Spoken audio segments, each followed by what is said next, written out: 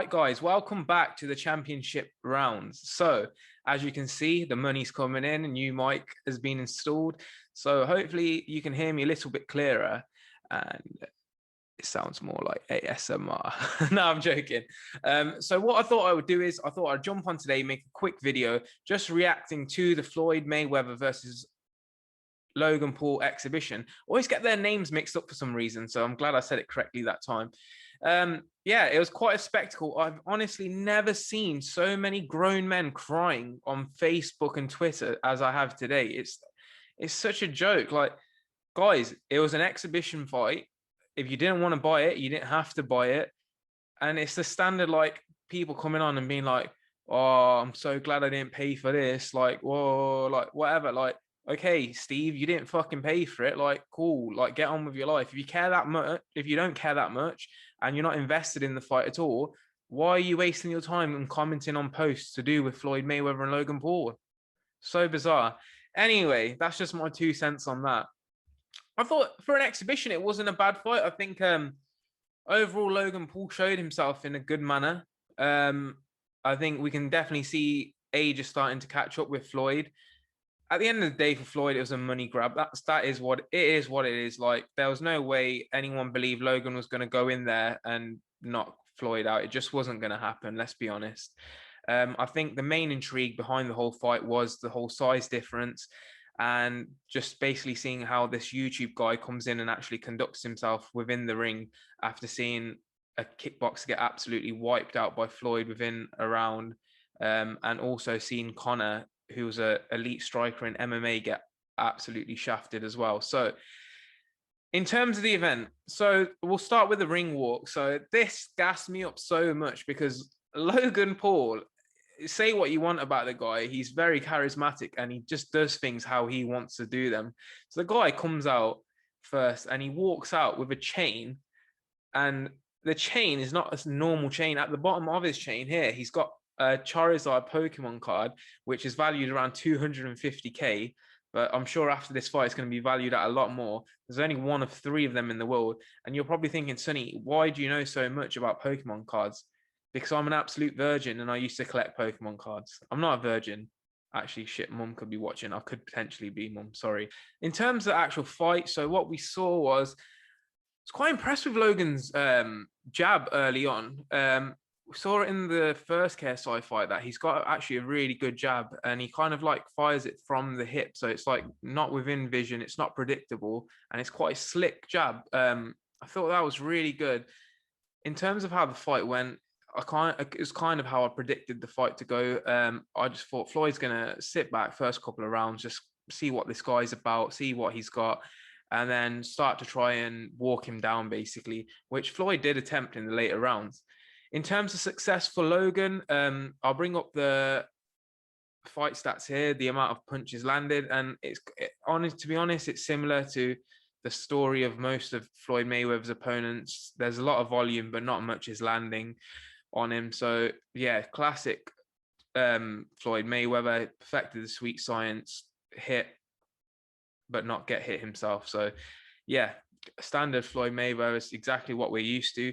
Floyd actually nailed Logan with a couple of good shots, which he took flush. There was one where he landed a left hook right on his chin. And to be fair to Logan, he ate the shot. So I think obviously with the whole size difference, it makes a big difference. And Floyd towards the end of his career wasn't getting many knockout victories anyway. So the punch power wasn't really there to disrupt Logan. I thought if anything was going to happen, it would be in the later rounds, and it'd be a volume of punches plus fatigue from Logan, which basically results in the ref like calling the fight off. But Logan managed to get in. I think his gas tank was there till about the fourth round, and then you could visibly see that he was starting to tire in the fights. And the most obvious reason for this was he was clinching a lot. So if you've been on Twitter and Instagram today, all the memes are basically just saying how much Logan Paul basically loves a hug.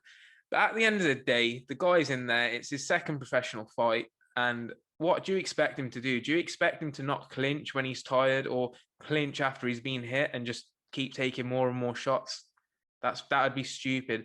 I think once it got to the point of like 4 or 5 rounds in, I think Logan basically knew, like, what I need to do is try and survive here till the end, and then yeah, that looks good on him, which it did in turn. He got hit with a lot of shots. He didn't swing wildly. He kept quite calculated, to be fair. He still kept popping his jab out. It wasn't the most interesting fight, let's be honest. It was more one-sided. It wasn't Logan throwing big power punches. I think he landed one good combination that I can remember off the top of my head. It was he landed a straight left and then kind of a right over the top of Floyd's arm. I think that might have been in the third or fourth round. But other than that, there wasn't really much from Logan. But you know very well that he's going to clip that one punch and post it everywhere over his social media. In terms of what I think we can take from this is, I think there is a space for these exhibition fights within boxing. I think they bring a lot of eyes to the sport. I know a lot of the boxing purists don't agree with him. Some people, I honestly just think, don't agree with it because they want to be on this bandwagon of like, no, I'm a boxing purist, I don't agree with it. But it's, at the end of the day, it's a bit of entertainment, lads. Like, that's all it is.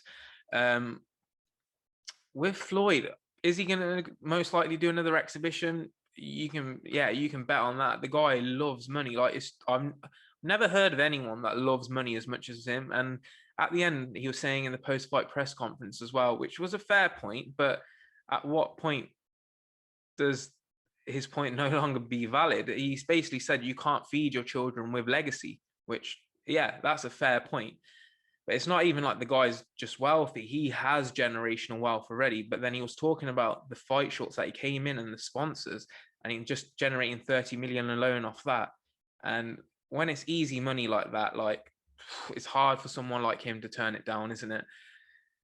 I just think, at what point is he gonna just? He's a smart man, but surely, like, Father Time catches up with everyone. So I just hope we don't see Floyd at a point where he just makes a mistake. And yeah, in terms of Logan, though, I would say he looked quite good in that fight, to be honest. Compared to the KSI fight, he tried to let his hands go a little bit more earlier on in the fight before he got gassed. He's in there with the best boxer, arguably, in history, and I thought, yeah, he presented himself really well in that fight. It'd be interesting to see where he goes from here. I don't know what potential opponents would be on the cards for Logan at this current time, but yeah, all the power to him. I think, yeah, definitely, maybe following the footsteps of what Jake's doing, fight a couple of MMA guys, even going to MMA himself. Because if I'm honest, I follow the UFC, and Logan, just showing his hands in there, he's probably got better hands than a lot of UFC fighters, and he was also a college wrestler, so he could potentially go away and try and get himself an MMA fight. Don't know if Dana will be too keen on the idea of that, but it's always a possibility. Anyway, that's my breakdown of the fight. If you've enjoyed it, please drop a like on the video and subscribe to our channel. We're nearing 40 subscribers. Our goal is 100 by the time the Conor McGregor and Dustin Poirier fight comes around, and then we've got a massive giveaway on the way. We really do appreciate your support, especially over on our Instagram. If you're not following us over there, it's championship_rounds_official, where we post multiple times a day now. Me and Sam are very active on that account, so yeah, go and follow us over there. We keep up to date, sorry, with the boxing, the UFC, all these YouTube events. We just try to cover it all, basically, and give the people what they want. I'm fucking waffling now, so I'm gonna let you guys go. Enjoy the rest of your day. Peace.